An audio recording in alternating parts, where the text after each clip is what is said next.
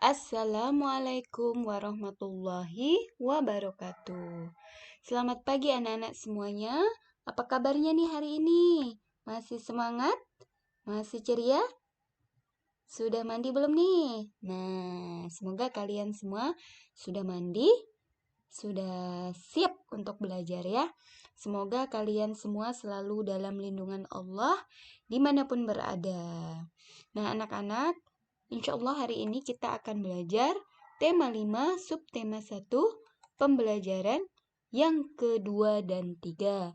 Namun sebelum itu, kita harus memulai pembelajaran dengan membaca doa dulu ya. Yuk kita baca sama-sama. Angkat tangannya. Kita mulai dengan ucapan basmalah. Bismillahirrahmanirrahim. Rabbi zidni ilma warzuqni fahma birahmatika ya arhamar rahimin. Amin ya rabbal alamin. Baik anak-anak, selanjutnya kita akan belajar tentang puisi. Nah, hari ini kita akan belajar tentang puisi. Ada yang tahu puisi itu apa? Ya, puisi adalah sebuah karya sastra, ya, sebuah ragam sastra hasil dari ungkapan dan perasaan seseorang dengan bahasa yang terikat irama, matra, rima, serta penyusunan lirik dan bait. Jadi biasanya puisi ini bahasanya menggunakan bahasa kiasan ya. Nah, anak-anak, coba sekarang lihat di buku paket kalian ada sebuah puisi. Nah, puisinya adalah berjudul Tanah Airku. Nah, puisi ini adalah karya dari atau dibuat oleh Haris Rahmat Nugraha. Nah, cara membaca puisi itu tidak seperti membaca pantun ataupun membaca sebuah bacaan ya anak-anak, tetapi kita membaca puisi dengan perlahan-lahan, dengan irama, dan dengan nada serta intonasi yang sesuai dengan isi puisi tersebut. Nah, yuk coba kita akan membaca puisi yang berjudul Tanah Airku. Nah, Ustazah akan contohkan sedikit ya, nanti kalian bisa coba di rumah. Puisi Tanah Airku. Karya Haris Rahmat Nugraha. Angin berdesir di pantai. Burung berkicau dengan merdu. Embun pagi membasahi rumput-rumput. Itulah tanah airku. Sawahnya menghijau. Gunungnya tinggi menjulang. Rakyat aman dan makmur. Indonesiaku, tanah tumpah darahku. Jaga dan rawatlah selalu. Di sanalah aku dilahirkan dan dibesarkan. Di sanalah aku menutup mata. Oh, tanah airku tercinta, Indonesia Jaya. Nah, anak-anak, itu tadi puisi karya dari Haris Rahmat Nugraha yang berjudul Tanah Airku. Jadi puisi ini berisi tentang keindahan alam Indonesia.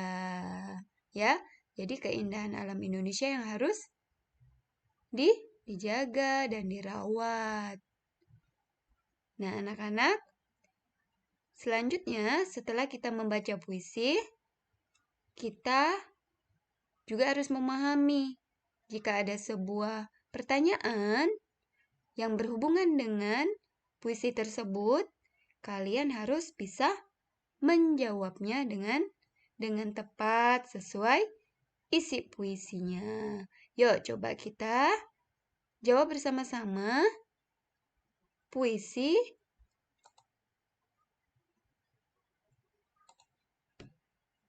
ya. Pertanyaan yang berkaitan dengan puisi tersebut.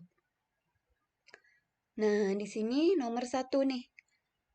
Apa judul puisi di atas? Nah, tadi Ustazah sudah baca berkali-kali ya.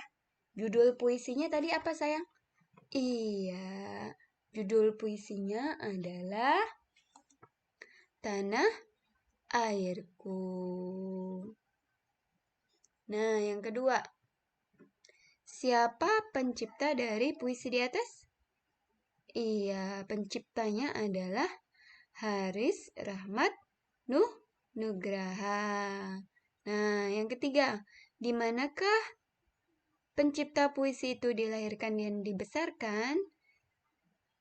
Berdasarkan puisi tersebut, ya, pencipta puisi itu dilahirkan dan dibesarkan di mana? Ya, di Indonesia. Nah, apa isi dari puisi di atas? Apa sih isinya? Puisi itu? Iya, puisi itu berisi tentang keindahan alam Indonesia yang harus dijaga. Kenapa Ustazah keindahan alam? Ya, di situ ada sebuah kata, kalimat yang isinya angin berdesir di pantai, burung berkicau dengan merdu, embun pagi membasahi rumput-rumput, itulah tanah airku. Sawahnya menghijau, gunungnya tinggi. Ya, jadi itu adalah keindahan alam, kekayaan alam Indonesia. Nah, jadi kita harus menjaga dan merawatnya. Nah, itulah beberapa pertanyaan yang berkaitan dengan puisi. Nah, jika ada puisi yang lain, kalian bisa loh membuat pertanyaan dan menjawabnya. Baik anak-anak, selanjutnya kita akan mengetahui makna kata dari beberapa kata-kata yang terdapat dalam puisi tersebut. Nah, misalnya nih, ada kata tanah air. Apa sih arti dari tanah air? Iya, tanah air itu artinya adalah negeri tempat kelahiran kalian. Tanah air kalian berarti Indonesia. Nah, berikutnya kita akan mengetahui makna kata dari rakyat. Apa itu rakyat? Rakyat adalah penduduk suatu negara. Nah, rawat. Yang berikutnya adalah rawat. Dirawat. Rawat itu artinya sama dengan harus dipelihara atau dijaga. Nah, menutup mata, ya. Menutup mata itu artinya adalah sampai ia meninggal atau mati atau wafat. Ya. Oke. Nah, ini beberapa makna kata yang ada di dalam puisi Tanah airku. Walaupun ada beberapa makna kata lain yang lain, tapi kita ambil beberapa kata saja. Kalian bisa cari kata-kata yang lain dan mencari maknanya sendiri. Kalian pasti bisa. Semangat ya. Nah, berikutnya kita akan belajar menghitung atau mengukur panjang benda dengan satuan baku. Jadi, mengukur panjang benda itu bisa menggunakan satuan baku atau menggunakan alat ukur, ya. Bisa juga dengan satuan tidak baku, misalnya menggunakan jengkal tangan atau menggunakan pensil, bisa menggunakan stick. Nah, itu satuan tidak baku. Tapi jika satuan baku itu contohnya misalnya ada penggaris atau mistar, ada meteran, ya. Jadi tergantung benda apa yang akan kita ukur. Jika panjangnya tidak terlalu panjang sekali, kita bisa menggunakan penggaris mengukurnya. Tetapi jika kita mengukur benda yang panjang sekali, kita menggunakan meteran. Jadi tergantung benda apa yang akan kita ukur ya anak-anak. Misalnya kita akan mengukur panjang buku. Tidak perlu kalian menggunakan meteran, tapi cukup menggunakan penggaris saja. Penggaris yang 30 cm itu. Penggaris panjang ya. Kemudian jika kita ingin mengukur panjang apa nih? Panjang tali misalnya. Kalian beli selang misalnya ya. Misalnya kalian beli selang. Tidak mungkin kita mengukurnya menggunakan penggaris, tapi kita menggunakan meteran. Jadi tergantung benda apa yang akan kita ukur. Nah, anak-anak, satuan ukuran panjang adalah sentimeter. Biasa disingkat dengan cm ya. Nah, sekarang perhatikan contoh berikut ini. Nah, pada buku kalian itu pada halaman 14 ada sebuah buku. Nah, buku ini akan diukur menggunakan penggaris. Ya. Panjang penggarisnya itu ada 30 cm. Jadi kalau kita mengukur penggaris menggunakan penggaris itu harus dimulai dari 0 ya anak-anak. Dari 0 sampai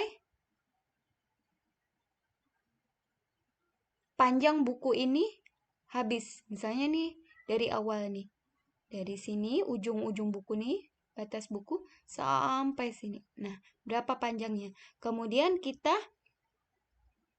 arahkan penggaris ini sejajar dengan bukunya. Mulai dari 0 sampai mana dia? Nah, ini sampai sini. Ini angka berapa anak-anak? Nih, panjangnya? Iya, angka 30. Jadi, panjang bukunya adalah 30 cm. Nah, sekarang contoh berikutnya. Nah, kita akan mengukur pensil. Berapakah panjang pensil dari ujung sini sampai ujung sini, sampai batas penghapus itu? Berapa ya kira-kira? Kita perhatikan, letakkan penggaris kalian di ujung, ya, mulai dari 0 ya anak-anak.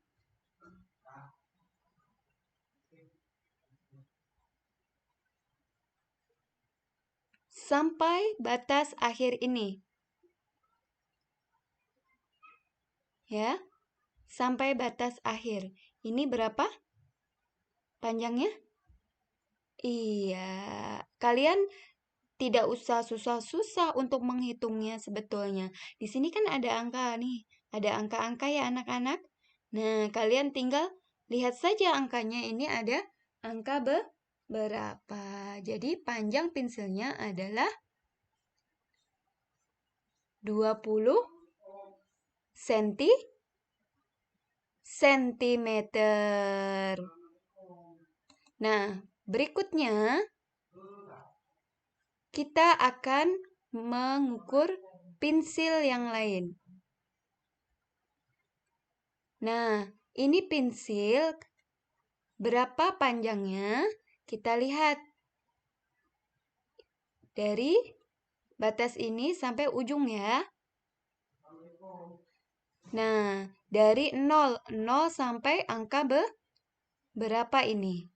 Ya, tinggal kalian lihat angkanya. Jadi, ada berapa ini? Angka berapa? Iya, 7 senti. Jadi, kita tulis 7. Nah, sekarang yang bawahnya, sendok. Sendok, ada berapa panjang sendok? Ya, berapa sentikah panjang sendok?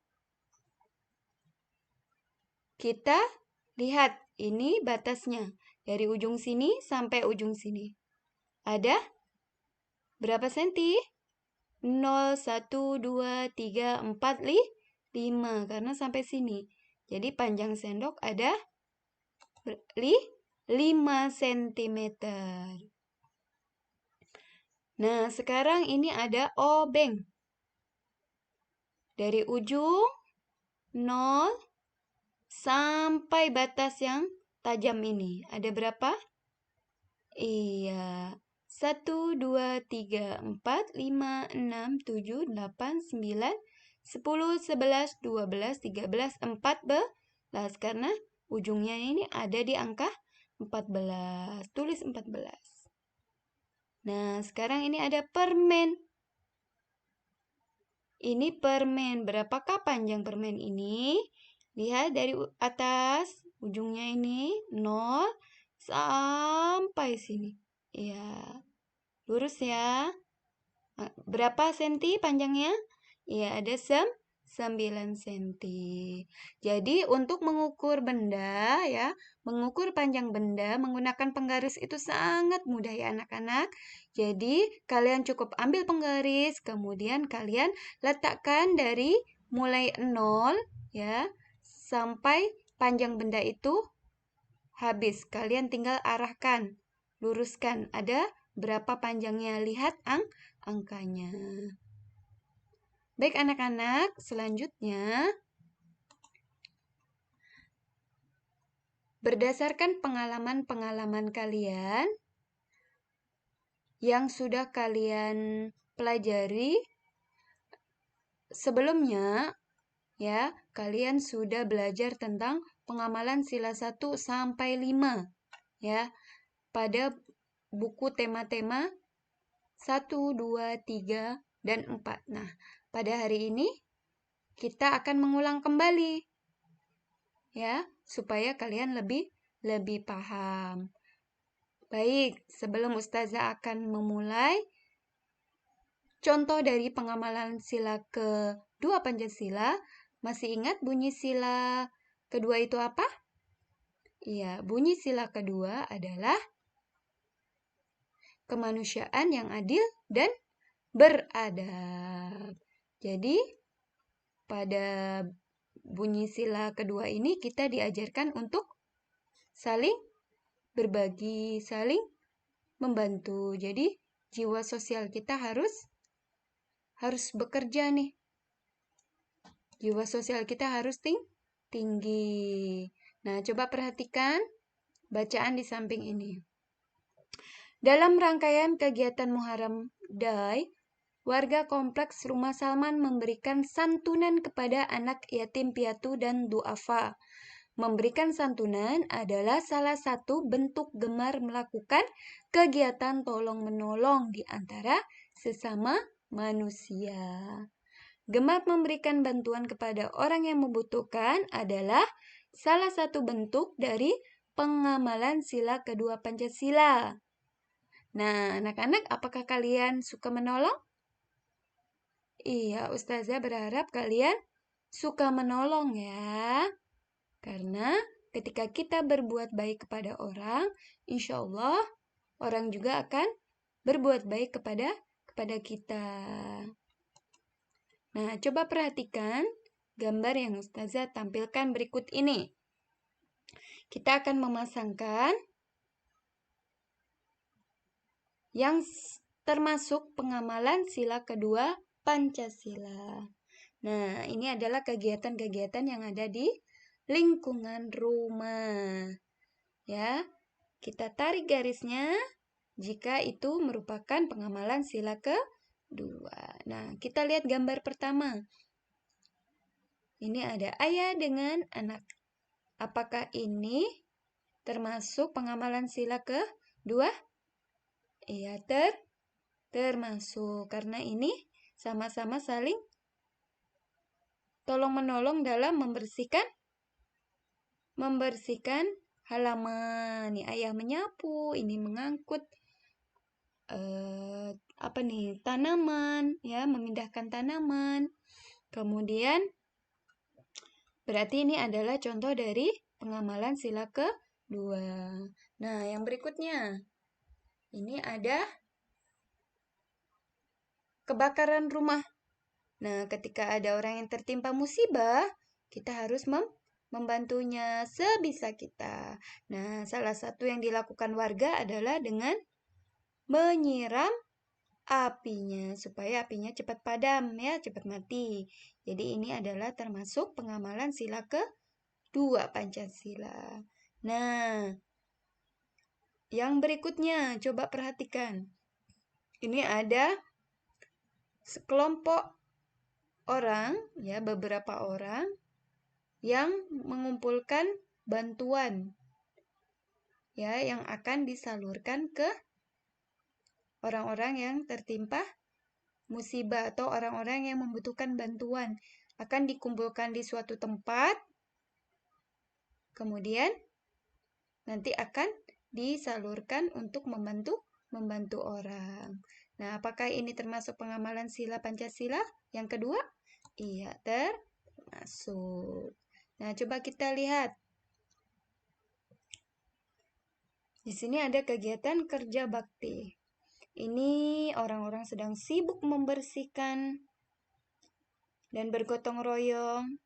Sementara coba kalian perhatikan bapak-bapak yang sedang duduk-duduk santai di tepi ini. Apakah bapak ini termasuk orang yang ikut terlibat dalam kegiatan tolong-menolong atau gotong royong? Tidak. Jadi, apakah gambar ini menunjukkan pengamalan sila yang kedua? Iya. Belum ya. Nah, berarti ini tidak termasuk pengamalan sila kedua karena bapak-bapak ini santai-santai saja nih, duduk-duduk.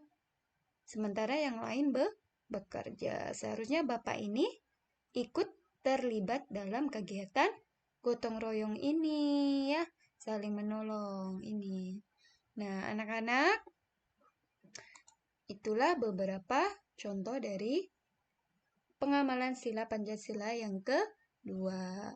Nah, gemar melakukan kegiatan kemanusiaan adalah salah satu bentuk dari pengamalan sila kedua Pancasila. Dengan kita menolong orang lain, maka kita sudah membantu untuk meringankan beban kehidupannya. Apakah kamu sudah menolong orang hari ini? Yuk kita lakukan kebiasaan menolong orang lain dalam kehidupan kita.